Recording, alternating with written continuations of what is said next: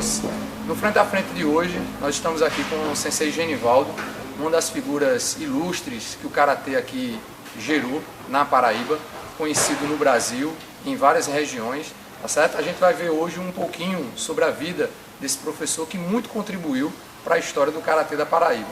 E aí fica o recado para o meu colega Pinto-san, que tem o desejo, né, de entrevistar um dia o Sensei Genivaldo. Eu estou tomando a frente nessa entrevista.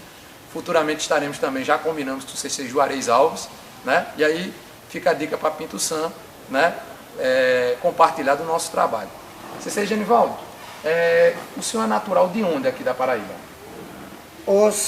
Eu nasci em Guarabira, região do Brejo, da Paraíba. Aos 6 anos de idade, partimos toda a família para João Pessoa e desde 69 moramos em João Pessoa. Castelo Branco, depois Mangabeira, Torre, Castelo Branco, Cruz das Armas, Torre, Castelo Branco e depois, muito mais tarde, Mangabeira. Certo. Como foi assim que o senhor entrou no Karatê ou o Karatê entrou na sua vida? Como foi que se deu isso? Eu acho que a nossa geração brigava muito na rua.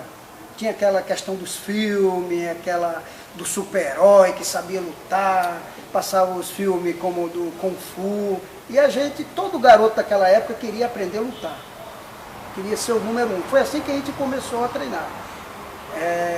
Devido a essas condições e devido à luta de rua, que não é como é hoje, né, que um mata o outro, a gente brigava naquela época, todo mundo era amigo depois. Um ficava rindo do outro que apanhou ou que venceu, mas terminava tudo numa boa. Entendeu? Isso foi um dos motivos de me levar a treinar os filmes e, claro, as situações de rua. O senhor tinha quantos anos nessa época, quando começou a treinar? Eu iniciei Karatê com 14 anos. 14 anos de idade. O primeiro professor meu, não sei se eu estou antecipando a pergunta, mas o meu primeiro professor, quando eu fui treinar, foi Isaías Pereira. Inclusive, depois que eu fui treinar com o professor Isaías Pereira, mais ou menos, faixa vermelha, eu treinei com o professor Arlindo Pereira. Do professor Arlindo Pereira, eu fiquei até faixa verde, fomos até Unai, Minas Gerais. Quando ele deixou a Paraíba, eu junto com ele e o irmão dele, Zé Luiz, que era Zé Luiz era da equipe baiana, naquela época era muito forte, era um cara muito bom também. Ele veio aqui na Paraíba, muita gente teve a oportunidade de participar do curso com ele. Terminou o curso, fomos para Brasília, de Brasília para Unai, que é uma cidade próxima a Brasília, é o sul de Minas. Retornei, faixa verde. De faixa verde, apesar de estar nas capas, que foi a fundação das capas, foi a Arlindo que fundou as capas, Associação Paraibana de Karatê. Né? O Arlindo fundou, passou para Isaías, que foi o meu primeiro professor. Quando eu retornei, continuei, mesmo treinando com Isaías, mas eu tive um parceiro de treinamento chamado Marcos Bento, que é um cara que me ajudou muito, era muito forte. Por ele ser forte, fazia eu me esforçar, porque ele batia muito, então eu tinha que aprender a defender. Entendeu? O senhor falou um nome aí, Sensei Arlindo, que eu ainda só tive o prazer de conhecer através das redes sociais, né? Ele até participou de uma entrevista nossa, nos ajudou muito no trabalho com a história do Karatê na Paraíba.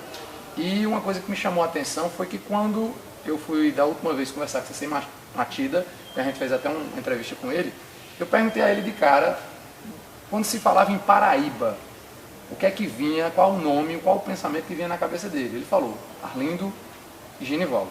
Então todo mundo geralmente associa o senhor a Sensei Matida. Quando fala, Genivaldo é que treinou, que foi lá para Matida, que ensinou os filhos dele, que estava lá, foi instrutor na APAN. Mas como foi assim que o senhor conheceu o Sensei Matida? Eu conheci o professor Matida quando eu retornei de Unai, até aí com Arlindo, eu conheci o professor Matida em 79. Mas a gente, naquele período, nem se misturava. Faixa amarela, até verde, roxa, não era nada. Faixa preta lá, colorida. Separado. Imagine eu que era faixa amarela. Não era nada. Tá, retornando de Unai, voltei para as capas. Isaías ficou como responsável, por ser mais velho, tudo, e eu dando aula nas capas. Mas a minha ida para o professor Matida na PAN, quando ele me convidou, vários cursos que ele veio, aí quem passou a trazer o professor Matida foi o Isaías Pereira. Isaías começou a trazer o professor Matida, que estava com suporte, eu não trouxe, ele é que era o responsável. Aí, conversando, o professor Matilde notou, você treinou com quem também? Eu digo, não, eu iniciei com o professor Isaías, mas treinei com Arlindo. Ele disse, ah, tá certo. Aí começamos, aí ele me observar. Mas, antes, o critério é esse. Existe uma conduta ética para ele te chamar. Mesmo você tendo condições ou não, ele não te chama. Ele primeiro sempre reporta ao professor. Naquele momento, o responsável era o professor Isaías Pereira. Quem deu o aval disse, olha, ele perguntou, esse rapaz, ele pode vir para Belém? Você responsabiliza-se por ele? Isaías, nessa parte, eu devo a ele. Foi ele que falou, não, professor, pode chamá-lo, que ele é uma pessoa de confiança. Nessa época, o senhor estava em que faixa? Eu estava em faixa marrom. Quando eu aprovei para preta, primeiro dan, em 85, em 86 eu fui para Belém. Uma coisa também bem interessante no mundo das artes marciais e do karatê, que a gente está incluso, né, é quando a gente vai prestar um exame, principalmente o de primeiro dan, isso, né, é ter uma banca de renome, uma banca examinadora de renome. No dia do senhor, quem é que estava na banca? No período que eu fiz para a faixa preta, e que várias pessoas fizeram, o examinador era Alberto Fonseca da Bahia. Naquele período ainda estava todo mundo junto, né? Não tinha ainda separação. Foi o professor Alberto Fonseca da Bahia, de Salvador, professor Matida. Esses dois, representantes da CBP na época, né? Confederação Brasileira de Pugilismo, e depois, não existia ainda a CBK, era a CBP. Eles foram os dois representantes pela banca examinadora para primeiro dan. Certo, muito bem. E o senhor desenvolveu o trabalho aqui, o senhor teve vários, né, participou de vários eventos, cursos, né, com várias personalidades internacionais, né? E dentro da parte esportiva, que o senhor também participava, eu cheguei a ver o senhor competindo em Recife, na época do tradicional, tanto no kata como no comitê, o senhor se saindo bem. Mas nessa área esportiva, assim, quando o senhor competia, se é que o senhor ainda compete hoje, não sei. Desde quando experimento. Experimento. Qual foi a sua maior colocação e que foi? Kata, comitê, em que evento foi? O pessoal hoje o pessoal tem aquela... geralmente também ainda tem essa ideia antigamente. Você tem que ser bom, o cara é bom de kata, mas não é bom de comitê. Isso, separa. Se a gente pegar exemplos como o de Djalma Caribé, a gente pegar exemplos, Antônio Gomes Martins de São Paulo, que foi falecido, e eu tive... Isso eu quero dar esse tributo a ele também, que foi uma pessoa que eu tive o prazer de ter uma amizade com ele, morar na casa dele em Belém do Pará. Eu não conheci ele já praticante, já quando ele tinha deixado, Antônio Gomes. Ele era um excelente lutador e excelente de fazer kata. O Enio Vesuli também é bom de kata e bom de comitê. Então, essa questão de dizer eu sou bom de comitê e não sou bom de kata, eu acho que quando a pessoa não está entendendo o karatê, você pode até não querer, não tem grande destaque na competição, mas seu kata você faz. Eu sempre, por ser baixo, por ser uma pessoa estatura pequena, eu sempre tive que treinar muito Kihon, kata e comitê. A base do kata, a base do karatê é esse. Kihon, kata é a pirâmide, comitê. Só que esses três são um só. Quando você treina focado, achando que é só um, aí você vai ter essas discrepâncias. Sabe kata, mas não sabe comitê. Sabe comitê, mas não sabe kata. Eu acho que só quem sabe kata, ou a pessoa que diz assim, luta bem, mas não entende ainda kata, eu acho que o karatê dele está faltando algo. Ele precisa, o karatê dele ainda não é completo. Por isso que quando ele vai entrando numa idade mais mediana ou uma idade mais avançada, muitos, depois que antes só respeitava a luta, começam a compreender kata. Se pegar os grandes mestres, todos eles valorizam o kata e lutam bem. Eu acho que essa visão de entender mais a parte de luta é uma visão muito ocidental. Agora, eu vejo pessoas como você citou, o Juarez Alves, que eu treinei lá, ele me ajudou de uma maneira ou de outra, eu devo também isso, lá em Natal, o Nilton, muita gente, o Vieira lá, que foi companheiro meu, muitas dessas pessoas que antes tinham uma visão só de luta, hoje eles estão tendo uma visão de kata. Hoje você vê o Alves fazendo kata. Verdade. Por quê? Ele entendeu que se o karatê quiser evoluir, ele tem que andar a luta combinado com o kata. Quem fica fazendo só luta, ele para. A vida de karateca dele não vai sobreviver muito tempo. Quando eu digo muito tempo, é você chegar 70, 80 anos, pelo menos com saúde e com aquele mesmo espírito. E praticando, né? e a mente muito mais aberta. Por que a mente aberta? O kata dá essa capacidade, essa visão. Sobre a titulação. Eu tirei muitas vezes vice-campeão brasileiro, tirei campeão nacional em kata. Quando eu tirava campeão nacional, eu era vice de comitê. Às vezes ganhava comitê, era vice de kata, mas era sempre assim. Agora, o mérito de competição, para testar, eu nunca me preocupei com competição. Eu acho que quem treinou comigo, eu nunca falei em competição. Eu acho que você treinou um tempo comigo, eu acho que eu nunca citei competição. Não. Eu nunca treinei competição. Eu acho que competição, ela é importante. Quando você vai testar seu karatê, experimentar. Se você vai experimentar sua técnica, experimentar seu karatê, sem preocupação com ganhar ou perder, é válido. Mas quando fica preocupado só em ganhar, ter que ter título, ter que ter medalha, tanto o professor como o aluno vai prejudicar o karatê. Esse karatê vai ter problema. É o que a gente está vendo hoje, né? E falando em problemas, né, o senhor sempre está viajando, né, vai para um estado ou outro, passa um período ou outro, né? E aí, acredito eu que o senhor vê tanto coisas boas do karatê como coisas negativas. Se o senhor pudesse destacar de uma forma geral por onde o senhor tem andado, trabalhando com karatê, o que é que o senhor tem visto de bom e o que é que o senhor tem visto de ruim? Eu tentarei, em poucas palavras. O que eu acho, meu modo de olhar, no geral, apesar de eu não viajar internacionalmente, mas eu conheço algumas pessoas internacionalmente que veem, professor Masahiko Tanaka, professor Masao Kawazui, professor Nishiyama, mestre Nishiyama, eu treinei com essa Yamamoto, e outros, né? Treinei, não viajei para estrangeiro, mas e dentro do que eu vejo nacional, que eu me preocupo muito, na verdade, é mais com o karatê nacional. Eu acho que o karatê não está em crise. O karatê hoje, para mim, tecnicamente, tá o ápice. Hoje a gente vê tecnicamente coisas que a gente não via antigamente. Quem treinava o karatê dos anos 70, aí hoje tem informática, tem o YouTube, é só sintonizar, você vai ver um karatê horrível em parte forte, é um karatê forte, mas que eram pessoas grandes. Se você pegar a equipe da Bahia, de São Paulo, de Rio, eram pessoas tudo alta, porque era um karatê de força, um karatê forte. Era forte. Por outro lado, a gente hoje tem um karatê mais dinâmico. Você vê várias técnicas, todo mundo tem várias técnicas. Foi até o título do livro de Sensei Nakayama, né? Karatê dinâmico. Dinâmico. Se a gente pegar o karatê, eu estou falando da região do Nordeste, onde era o centro de karatê, Bahia, aí depois São Paulo, Rio de Janeiro. A gente pegou muito requisito da Bahia, de modo direto ou de indireto. Então, aquele karatê deu um dinamismo hoje, você tem várias técnicas, várias variedades. O karatê, para mim, ele não está em crise. Agora, por outro lado, isso eu sempre friso, o que eu vi em todo lugar e eu vejo, os karatecas, sim, esses estão em crise. Eu vejo pessoas, e isso me deixa triste, são pessoas falar mais mal do karatê, falam mal do karatê, constantemente. Eu acho que, não sei se você já teve essa oportunidade. Pessoas criticam o karatê, falam mal, não uma crítica construtiva. Destrutiva. Eu fico assim, eu já perguntei para alguns, por que você não vai praticar outra luta? Eu estou em karatê porque eu gosto. Agora, a gente tem que ter a noção seguinte, o karatê é uma técnica, é uma luta, Kihon, Kata, Kumite, que o professor mestre Funakoshi, junto com o mestre Nakayama depois, deu uma abrangência muito grande, tem arremesso, tem um monte de coisa.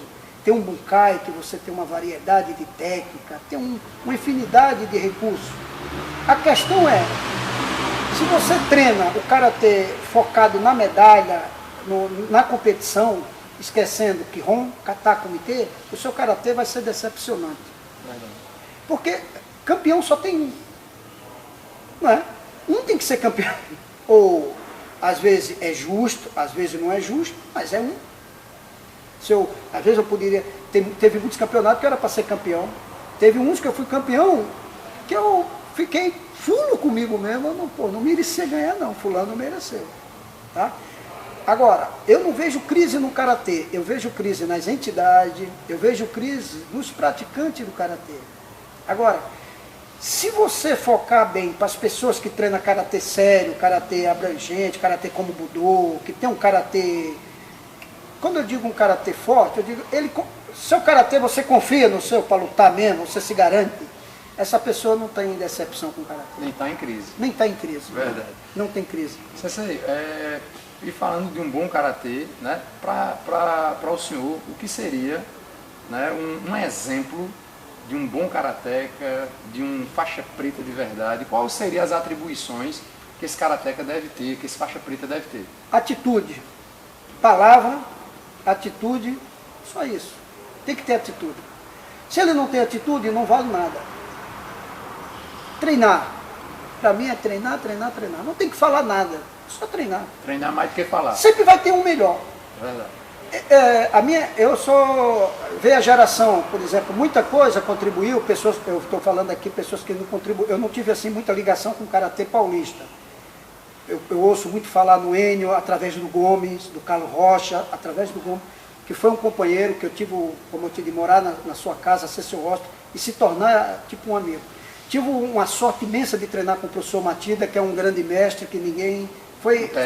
eu não tenho que questionar. E o professor Matida nunca me proibiu de participar de curso com outras pessoas. E ele sempre me incentivou, tem que participar com outros, até para você ver a diferença. E é natural, gente, que o que eu ensinei à minha geração, ou a meus alunos, eles sejam superior a mim. É natural. Bom que seja. Eu acho, os meus alunos, eu acho que eles têm que me vencer. Se eles me vencem, são melhores do que eu digo, melhor na técnica e melhor na vida, significa que eu contribuí. Se eu, no meu caso, meus alunos não me superam, não aprendeu nada, ou esses alunos têm algum defeito, ou eu sou um péssimo professor. Então, quando meus alunos, eu vejo eles se destacando, para mim eu acho que tem que ser assim mesmo. Por quê? A vida é assim. É o que? É a experiência. Uma geração vai, vem outra geração. Quem tem que ajudar a geração a que vem? Essa atual.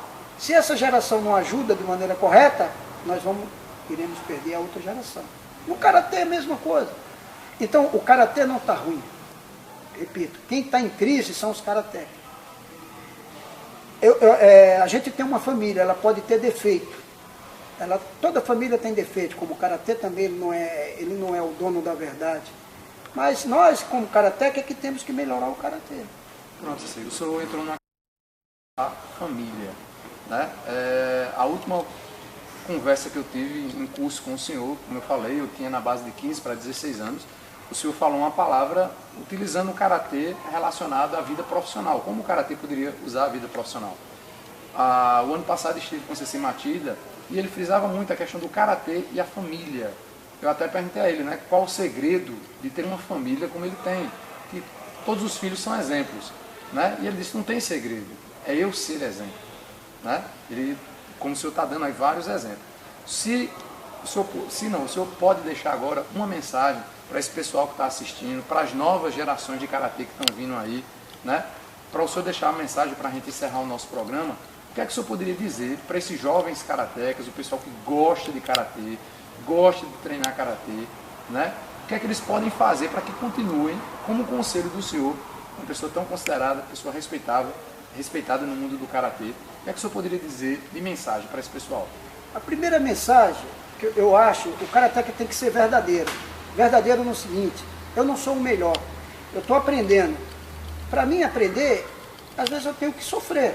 Tem um outro melhor, às vezes o outro, meu companheiro, é melhor do que eu. E eu tenho que aprender com essa pessoa. Mas aprendendo, sendo verdadeiro com ele, não porque ele é melhor hoje. Exemplo, o professor Isaías é uma pessoa aqui na Paraíba esquecida, mas foi uma pessoa que, de certa forma, contribuiu grandemente para o karatê aqui na Paraíba. O Arlindo, eu discordo de Arlindo, mas é uma maneira porque eu cresci. Não que eu discorde dele em determinadas coisas. Tanto é que eu fiquei na casa dele em Rondônia. E é natural, professor Matida. Nós temos hoje, graças a ele, eu posso chegar e discordar de determinada coisa. Mas discordar com verdade, não porque eu tenho ele como, de certa forma, como se fosse meu segundo pai. O professor Matida me orientou muito. Então você vê, Isaías, se não fosse Isaías, eu não estaria com Matida. Se não fosse o professor Matida, eu não conheceria a base para conhecer o professor Nishiyama, conhecer esse karatê dele. Não é isso? Então, a gente não é o dono de nada. Nós somos ajudados, mas nós também temos que ajudar. E para ser, nós temos que ser, pelo menos eu acho, tem que ser verdadeiro naquilo que pratica. Ah, se eu tenho melhor, vai ter sempre um atleta melhor do que você, ou pode ter outro melhor. Às vezes ele tem uma qualidade em determinado sentido, em outra qualidade ele não tem. Então eu vou repetir uma frase aqui que o professor Masahiko Tanaka falou. Não compare karateka, não existe comparação. É deslealdade comparar as pessoas. Cada pessoa são diferentes. Resta saber onde estão essas diferenças e saber conciliar essas diferenças. Aí o seu karatê vai sempre crescer. Certo. Cissê, muito obrigado pela Obrigado, entrevista, eu agradeço. E esse foi o nosso Frente a Frente de hoje, tá certo? Agradeço também, em especial, a Federação Paraibana de Karatê Tradicional, que organizou esse evento, esse curso aqui com o Sensei Genivaldo, e nos deu essa oportunidade de fazer essa entrevista. Ouça.